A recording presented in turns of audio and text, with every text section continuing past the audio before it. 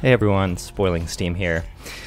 I'm taking a look at Scathe, a new bullet hell first-person shooter with drop-in and out online co-op. So here's some video of me playing.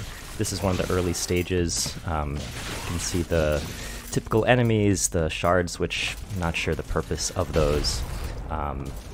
Some early impressions were that the game definitely looks good. It's got some good lighting. Overall, the design of things is on the generic side, but not bad.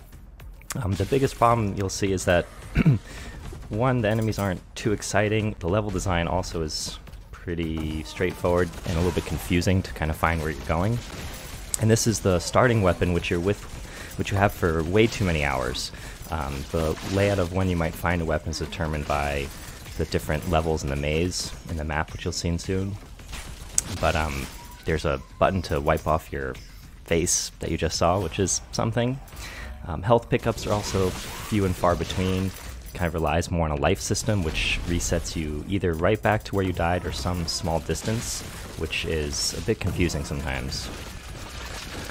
And these spinning, twirling, screaming suicide enemies are a lot of no fun, especially if they've spawned somewhere just out of sight, behind you or to the side, and you're quickly toast. So here's a quick look at the map, and you can see the different rooms with some symbols to mark which ones have a new weapon or new spell. But it's not easy to jump around. If you've taken an exit and you want to go the other way, you have to replay the whole level, which is not that great. So you're kind of stuck sometimes with just what you found. If you get to find anything, here I have the starting weapon plus an early spell which gives you some health.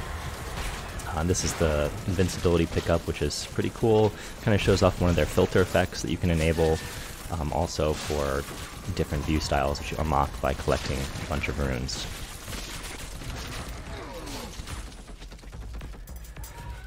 Anyway, overall I found the levels not the most exciting. The enemy design and everything else is a bit underwhelming. It has some good bones in terms of some of the look, kind of what they're trying to do to increase playability, but other times you just stand still and hold down the fire button with infinite ammo on your starting weapon, and really not too much fun there.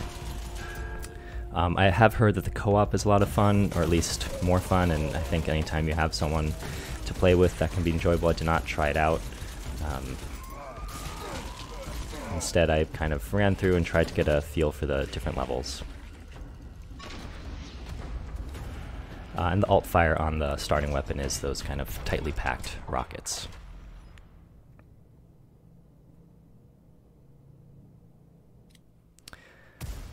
Anyway, I think I'll leave you with the rest of the video to kind of see what the gameplay is like and some of the more annoying elements like instant death lava, kind of where the enemies spawn, and just really kind of stuck with this one weapon and kind of similar rooms and enemies, just not much variety to drive you to go.